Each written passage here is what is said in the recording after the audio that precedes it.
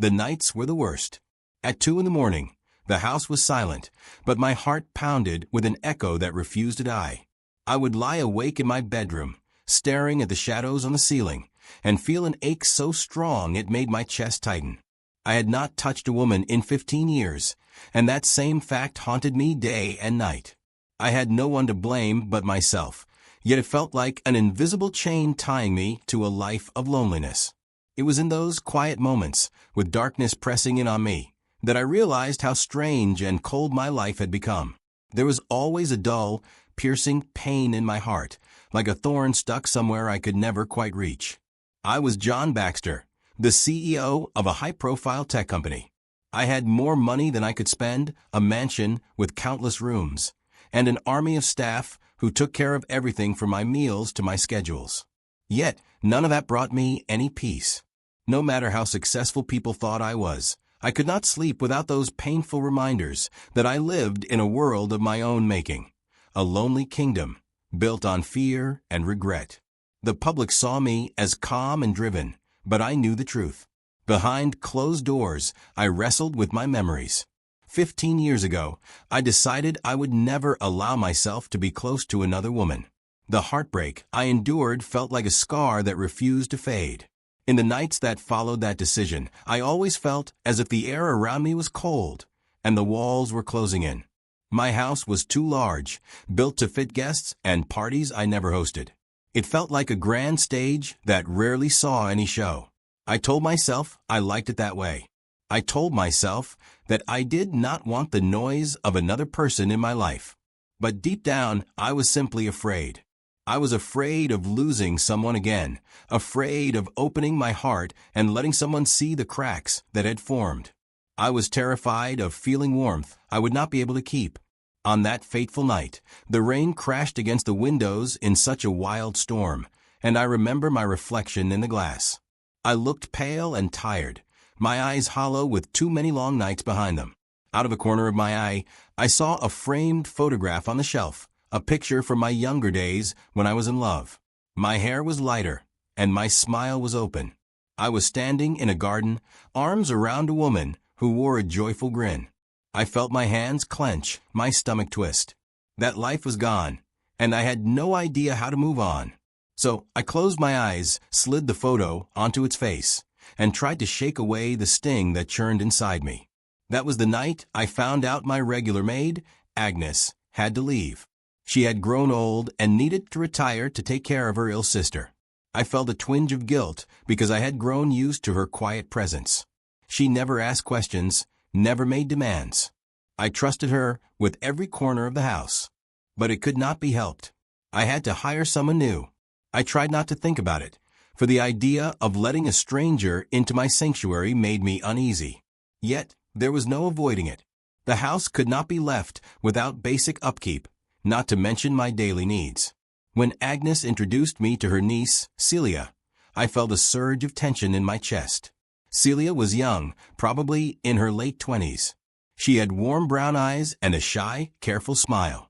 I remembered shaking her hand and feeling her skin against mine, a gentle, fleeting touch that made me jerk back in surprise. For 15 years, I had avoided contact. Handshakes at business meetings were formalities I could not escape, but those were quick, hollow gestures. This was different. Celia seemed nervous, and her gaze carried a sort of gentleness I was not used to. We stood in the foyer under the bright chandelier. Agnes praised her niece, talking about her trustworthiness, her desire to help, her ability to work with care. Celia gave a small nod, her voice soft as she said, "I hope I can be of service, Mr. Baxter." I could barely respond without stumbling over my words. My throat felt dry, and the usual confidence I carried at my office seemed to vanish. "Yes," I said in a strangled voice. "Yes, I hope so too." Even then, my mind tried to push away the thought that something was changing. I would not let my guard down. I could not. My heart had been stuck in a cage of solitude for so long that I no longer knew how to open it. So I did what I always did. I nodded once, turned, and walked away. I told myself that Celia would clean the house, prepare my meals if needed, and that was all. She would be just another presence in the corridors of my giant mansion. one more person who barely spoke. Yet, a part of me could not stop thinking about that gentle hand and the timid smile she offered. In the days that followed, I tried to keep our interactions to a minimum. In the mornings, I would pass by Celia in the hallway. She would give a small bow, her eyes never quite meeting mine, and whisper, "Good morning, Mr. Baxter." I would mumble a reply and rush off to my office. Sometimes I heard her humming a tune as she dusted the furniture or tidied the rooms. The sound of her voice was light and sweet, in stark contrast to the cold quiet that usually hung in the air. It made me feel uneasy at times because it was new. It was something I had not heard in years, a kind of warmth that seeped into the lonely corners of the house. I spent most of my days buried in work. As the CEO of B-Tech Industries, I oversaw many divisions and projects. My schedule was a maze of board meetings, conference calls, and strategic discussions. Work was my escape, my fortress. As long as I kept busy, I did not have time to remember the anguish of the past. I told my staff to handle all business matters. I told them to gather reports. I told them to do anything that would keep me from thinking of the quiet nights at home. But Celia's presence began to linger. She was not pushy. She moved quietly through the house, always making sure everything was in order. I noticed the fresh flowers she placed in the foyer, delicate pink lilies that stood in a vase by the marble table. I noticed the faint scent of homemade cookies that filled the kitchen in the afternoon. Sometimes, when I came home from the office, there was a plate set aside for me with a note that read, "Please enjoy if you like." That small bit of warmth felt like a gentle knock on the door to my heart when I tried to ignore. One evening, I returned home late. My eyes were heavy from a long meeting, and my body ached with fatigue. The sound of thunder rolled in the distance, and the sky was a swirling mass of dark clouds. I walked into the dining room, ready to grab a quick meal and retreat to my bedroom, when I saw Celia struggling with a large bucket of water and cleaning supplies. She almost slipped, and out of instinct, I reached out and grabbed her arm before she could fall. We both froze, eyes locked. My hand was on her elbow, and I felt her trembling. I was shaking too, although I tried hard to hide it. "Thank you, Mr. Baxter," she said, her voice unsteady. Her arm was warm beneath my fingers. I realized I had been staring, and I let go as if burned. I stammered an apology and retreated several steps, my heart pounding as though I had run a race. A second later, she gave a small nod, picked up her bucket, and hurried away. I stood there breathless, my hand still tingling. That touch stayed with me long after she had left the room. I could not understand why my chest felt so tight, or why a strange sense of guilt washed over me. Over the next weeks, small encounters like that became more frequent. It was not that I sought her out.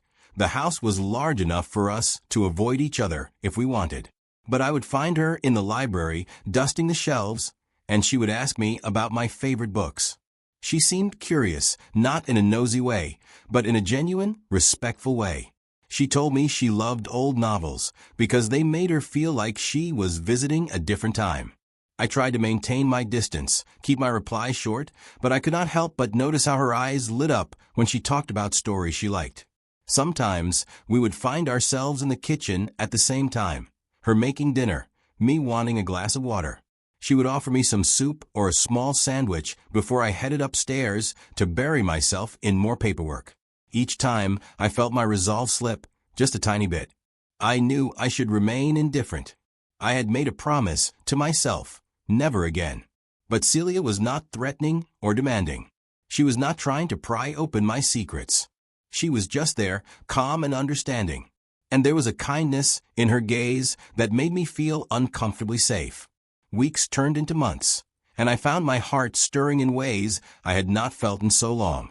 I caught myself waiting for the faint sound of her humming. I found myself looking forward to seeing new flower arrangements in the hallway. The house seemed brighter, as though she had let the sunshine in through windows I had boarded up. My nightmares about the past still lurked, but now I had moments of peace I did not recognize. One early morning, I wandered into the backyard garden. I rarely visited that place, but I needed fresh air. The garden had grown wild over the years because I hardly cared about its upkeep beyond basic trimming. Yet, I found Celia there, wearing gloves and kneeling near a bed of roses that had grown tangled with weeds. She had a small spade in her hand, dirt smudged across her cheeks. But she was smiling, softly speaking to the plants, as she tried to free them from the clutches of unwanted growth. I stood there quietly, unsure of what to say. She looked up and noticed me. For a moment, she seemed startled, but then relaxed. "I hope you don't mind, Mr. Baxter," she said. The flowers looked like they needed some help. I felt a lump in my throat. It had been years since anyone took such care of something so small around this house. "It's fine," I replied, my voice low. I never paid much attention to them. She nodded, then hesitated. "Would you like to help me?" My heart pounded with an unexpected rush of panic. I wanted to say no. I wanted to turn around and walk away. But something stopped me. Something about the earnest look in her eyes made me think of how cold and distant I had become. So, I swallowed my fear and sat down beside her. She handed me a spare pair of gloves and showed me how to pull the weeds without harming the rose stems. At first, we worked in silence, but it did not feel awkward. The warm morning sun touched our backs, and the dirt under our nails felt oddly grounding. Every now and then, she would point out a bud that was about to bloom or a plant that seemed sick and needed special care. I listened, nodding, and tried to do what she said. We spent nearly 2 hours out there, and when I stood up, my legs were stiff, but my heart felt lighter. It was the first time in years I felt connected to something that was alive, apart from myself. After that day, it became easier to talk to Celia, to share small things about my life. I told her I liked to go for drives sometimes, late at night, just to feel the road beneath my car. She told me she loved classical piano music, even though she never learned how to play. Bit by bit, the wall I had built around myself began to show cracks. But I was not ready to admit it yet. One evening, as a storm rattled the windows, the power went out. Thunder boomed in the distance, and the lamps flickered until darkness spread through the house. I lit a candle and tried to calm my nerves. After a while, I heard footsteps in the hall. Celia appeared, carrying a small flashlight. Her eyes held a trace of fear, but she forced a brave smile. "I checked the fuse box," she said, her voice quivering slightly. "It looks like the storm caused an outage in the entire area." I nodded. "We'll have to wait it out." We ended up in the living room, sitting on the couch. Lightning lit up the windows every few seconds, followed by the rumble of thunder. I noticed her trembling hands as she held the flashlight. Without thinking, I reached out to steady them. The moment our fingers touched, she looked up at me, startled but not pulling away. "It's okay," I said softly, my voice uncertain. "Storms can be unsettling." Her eyes searched mine for a moment, and there was a silence that stretched far longer than a few seconds. In that darkness, with only the lightning to show us each other's faces, I felt something shift. My guard was slipping further, and a rush of longing coursed through me, a longing to feel alive, to share the weight of my fears, to break the chains of my past.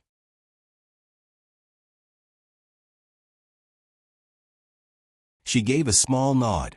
"Thank you," she whispered. "Sometimes I just get nervous during storms." I wanted to tell her that I understood fear. I wanted to pour out the story of my heartbreak, the years of isolation, the nightmares that never left me. But the words caught in my throat, so I did the only thing I could. I held her hand, hoping she might feel the warmth of my grip. A few more months passed, and to my surprise, life felt a bit easier. I slept more soundly. I smiled a little more. My employees at the office noticed a change in my demeanor. They said I seemed more patient and less harsh in meetings.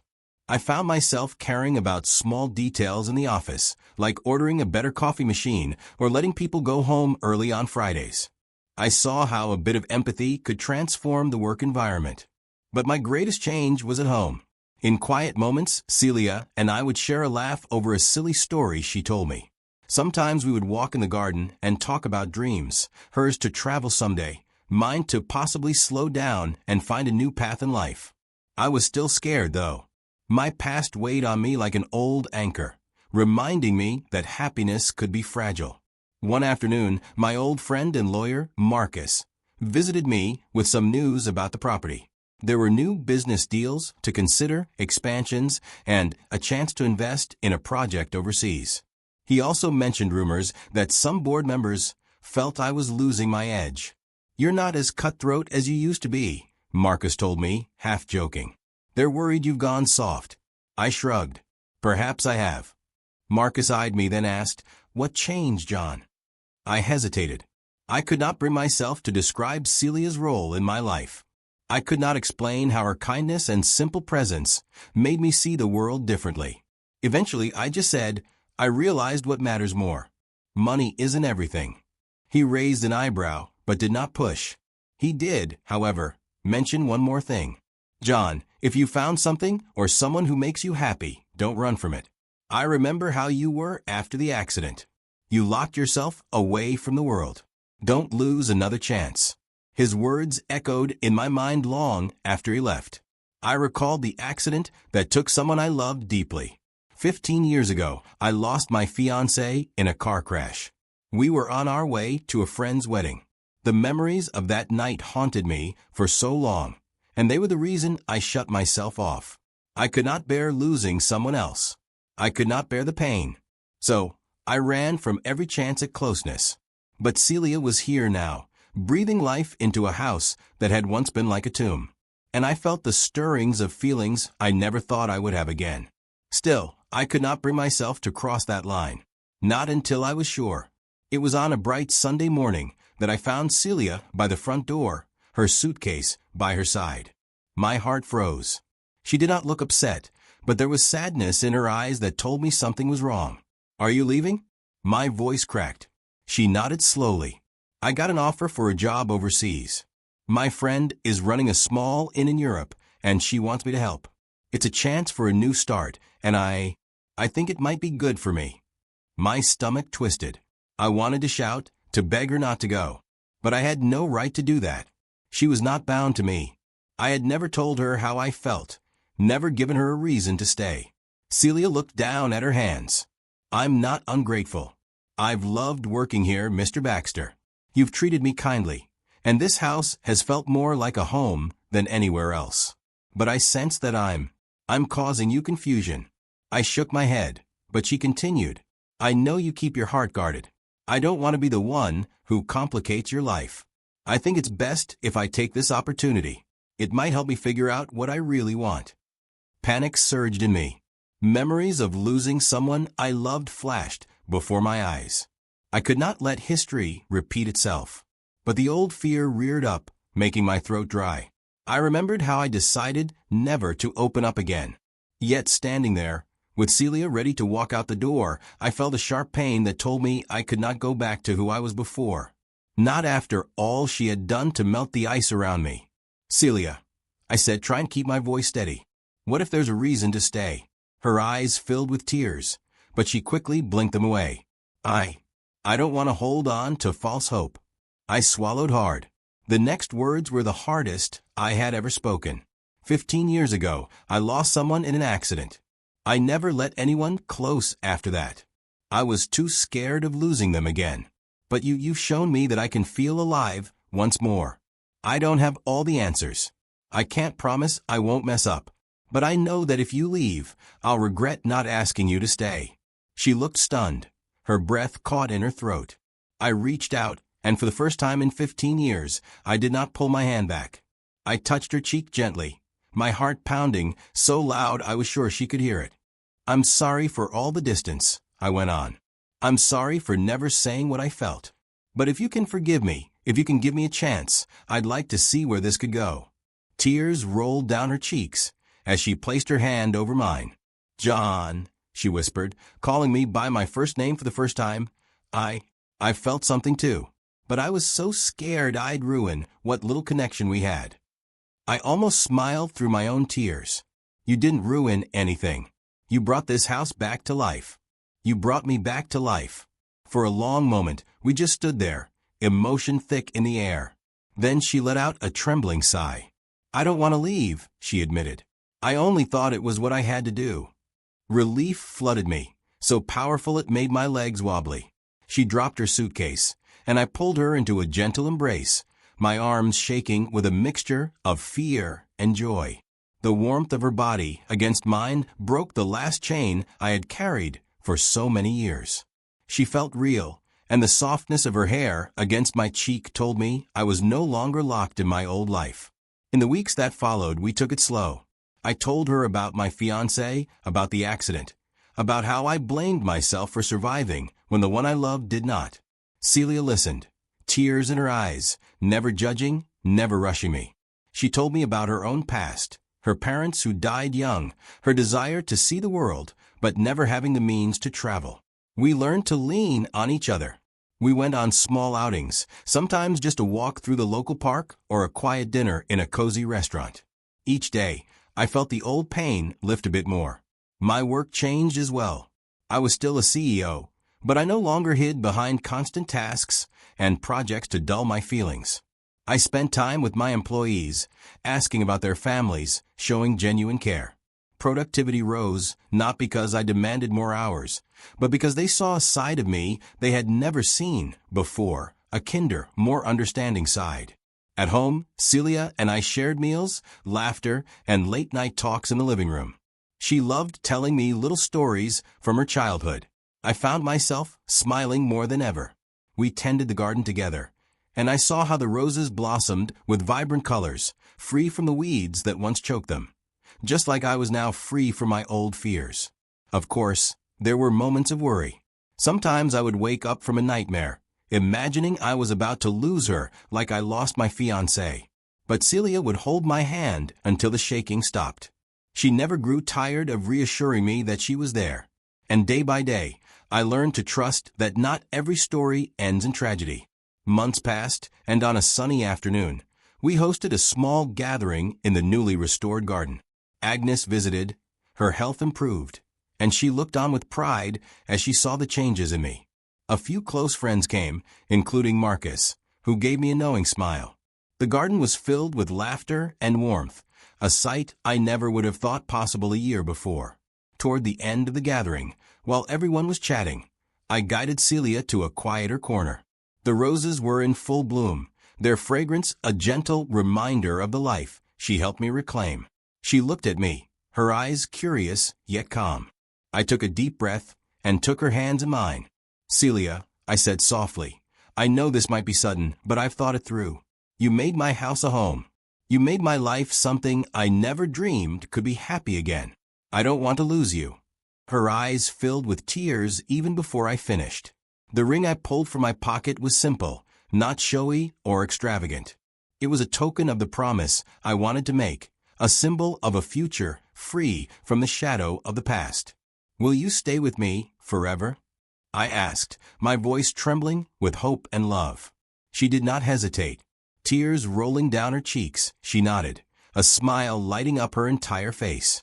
"Yes," she whispered, her voice quivering with emotion. "Yes, John, I will."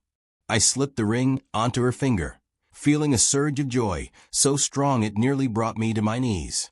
In that moment, with the scent of roses and the gentle breeze caressing our faces, I felt the weight of 15 years lift entirely off my shoulders. Every fear, every doubt, every regret melted away in the glow of her acceptance. When we turned back to the guests, Agnes clapped her hands in delight, and Marcus gave a cheer. It felt surreal, like I was standing in a dream that I never thought would come true. But it was real, and this time I was not running from it. The weeks after that day were filled with laughter and planning. We did not want a big, fancy wedding. We wanted something simple and meaningful, held in the very garden where our love truly took root.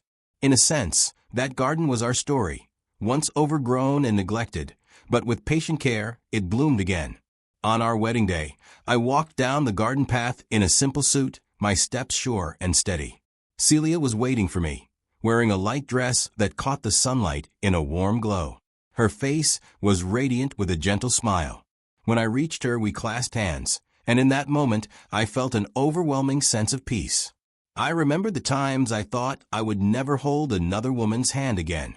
Yet here I was, about to start a new life with the one who awakened my heart.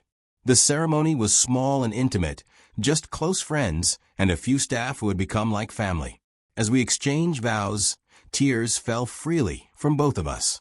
We spoke simple words of love and support, promises of faith and hope. There was no grand speech, no fancy display, just two people, once broken in different ways, now finding healing together. When the final words were spoken and we were pronounced husband and wife, a soft breeze rustled the roses, and they scattered petals across our feet. It felt like a blessing from nature itself, a quiet sign that our journey of pain had led us to a moment of rebirth. After we sealed our vows with a tender kiss, Celia looked into my eyes, and I saw the future I had once feared so much. But now, instead of terror, I felt gratitude. I pulled her close, letting the applause and cheers surround us. Time passed, and I never returned to the shell I once lived in. Of course, there were moments when sorrow tried to creep back. The memory of my fiancée would never fully leave, but it no longer caused the same crushing pain. Instead, I could think of her fondly, remembering the good times without drowning in guilt. Celia understood that part of me and never tried to compete with it. She let me heal in my own way, and for that, I loved her even more. People at the company noticed how different I had become. We flourished under a new culture of compassion and teamwork. My personal life and my professional life finally found a balance. And at night, I no longer stared at the dark ceiling with dread. Instead, I held Celia in my arms, feeling her warmth soothe away any lingering fears. We traveled occasionally, not for business meetings, but for the simple joy of seeing new places. We visited the friend who ran the inn in Europe, where Celia had once thought of going, and spent a beautiful week there.